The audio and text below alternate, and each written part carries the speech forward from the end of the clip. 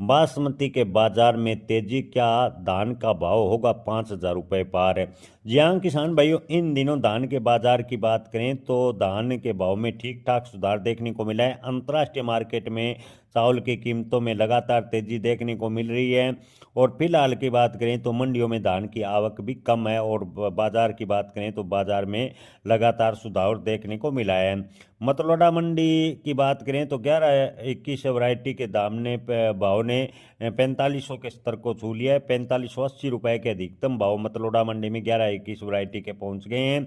ये इस सीजन का 11-21 का सबसे अधिक भाव माना जा रहा है। इसी तरह किसान भाइयों, अन्य मंडियों में भी तेजी नजर आई है। जुलाना मंडी में जहां पिछले हफ्ते 11-21 धान के भाव 4200 रुपये के आसपास थे, वहीं इस सप्ताह की बात करें तो इस सप्ताह 4500 के स्तर के करीब 11-21 धान के भाव पहुंच गए हैं। इसके अलावा गोहाना मंडी में भी 11-21 धान के भाव 4500 के करीब पहुंच गए हैं। 4460 रुपये के भाव बने हुए हैं। वहीं किसान भाइयों, अन्य वैरायटी 1401 PV1 जैसी वैरायटियों में भी अच्छी तेजी देखने को मिली है। टोहाना मंडी में 1401 का रेट 4600 रुपये तक चला गया है। रतिया मंडी में भी 1401 के धान के भाव में तेजी है। मध्य प्रदेश की पिपरिया मंडी में PV1 के धान के भाव ने लगभग 4000 के स्तर को छू लिया है। 1509, 1886, 1847 और 1718 जैसी अन्य लोकप्रिय वैरायटियों में भी 200 से 300 रुपये प्रति क्विंटल की फिलहाल अच्छी तेजी देखने को मिली है। किसान भाइयों, इस बार धान की आवक की बात करें तो धान की आवक मंडियों में कम हो रही है। धान की आवक घटी है। और निर्यात की बात करें तो निर्यात जोरदार बनी हुई है।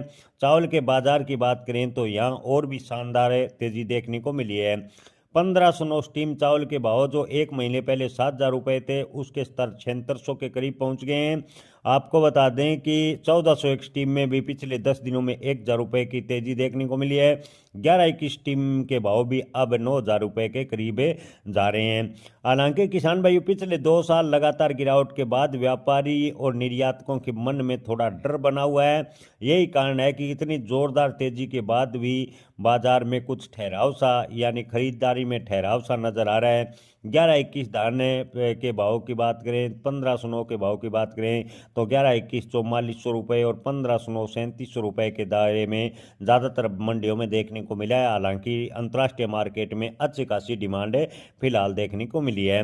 अंतर्राष्ट्रीय मोर्चे पर किसान भाइयों, एक दिलचस्प खबर आई है कि ईरान ने पाकिस्तान से 3 लाख टन बासमती आयात करने का सौदा किया था। लेकिन अच्छी बात यह है कि अभी पाकिस्तान का चावल भारतीय बासमती की तुलना में काफ़ी महंगा। और आपको बता दें कि पाकिस्तान में 10 लाख टन बेमुश्किल से बासमती होता है, यानी अपनी आवश्यकता के करीब भी बासमती बेमुश्किल पैदा कर पाता है।